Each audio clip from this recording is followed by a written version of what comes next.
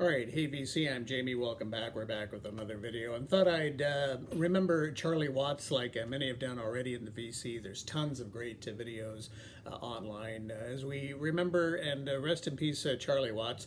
I've seen Charlie Watts twice, of course, so with the Rolling Stones as part of the Voodoo Lounge tour. I've talked about that in one of my videos, but I'd actually seen him twice. I'd actually seen Charlie Watts before I saw the Rolling Stones. I saw Charlie Watts and his jazz band, and this is when he was doing kind of the jazz thing on the side. And this was when I was in London, England, at the time.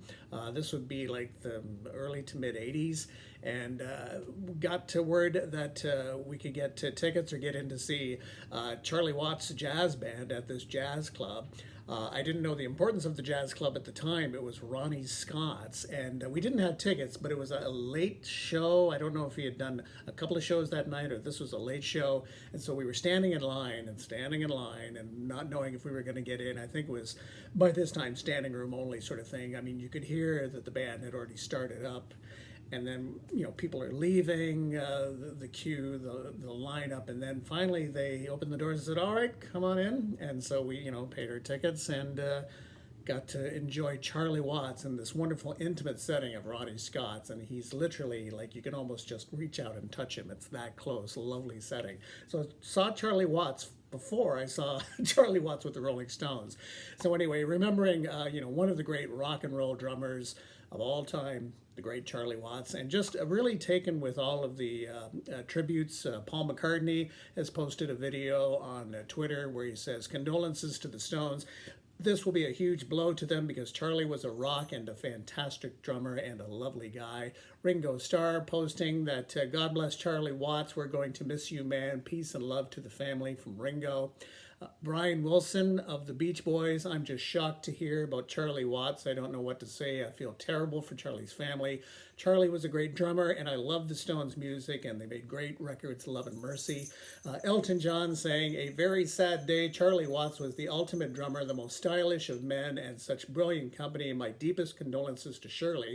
Of course, Charlie Watts leaves behind his wife Shirley, and they've been married for 57 years. And also, Elton John extends condolences to the kids, and he says, of course, to the Rolling Stones. Joan Jett, "Charlie Watts was the most elegant and dignified drummer in rock and roll. He played exactly what was needed, no more, no less. He is one of a kind." Robbie Robertson saying, "Charlie Watts' drumming is powerful and unique," and Lenny Kravitz called him the beat of the Rolling Stones.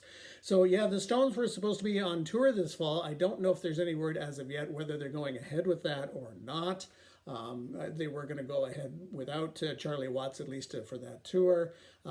It will be interesting to see if they take a break, if they keep going, what they will do. And I do feel for someone like Keith Richards, Keith and Charlie, Keith Richards is always often referred to Charlie Watts as really the beat of the Stones, or the heart of the Rolling Stones. But if they do decide to go back on stage, or if they have to fulfill these dates, obligations, I do feel for Keith. He's going to be up on stage and looking over to the drum kit, and it's not going to be Charlie Watts. It's not going to be Charlie.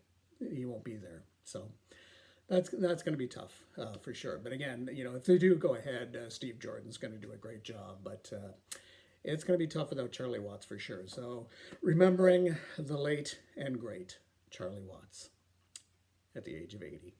Thanks so much for dropping by. Take care.